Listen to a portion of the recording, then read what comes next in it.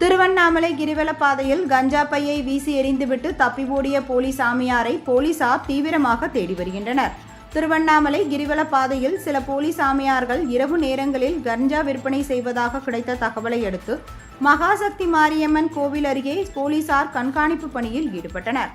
அப்பொழுது போலீசாரை கண்டவுடன் தனது கைகளில் வைத்திருந்த பையை தூக்கி வீசிவிட்டு போலி சாமியார் ஒருவர் தப்பி ஓடினார்.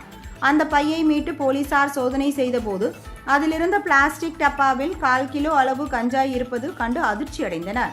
மேலும் அந்த பையில் இருந்த செல்போனை கைப்பற்றி அதில் உள்ள போலி சாமியாரின் புகைப்படம் மற்றும் அவருடன் தொடர்பில் இருந்தவர்கள் குறித்து போலீசார் விசாரணை நடத்தி வருகின்றனர். ஆன்மீக நகரமான திருவண்ணாமலையிலும் கிரிவல பாதையிலும் கணிசமான அளவு கஞ்சா உள்ளிட்ட போதைப் பொருட்கள் விற்பனை செய்யப்படுவதாக பல்வேறு அரசியல் கட்சியினர் ஏற்கனவே குற்றம் சாட்டியுள்ளனர் என்பது குறிப்பிடத்தக்கது.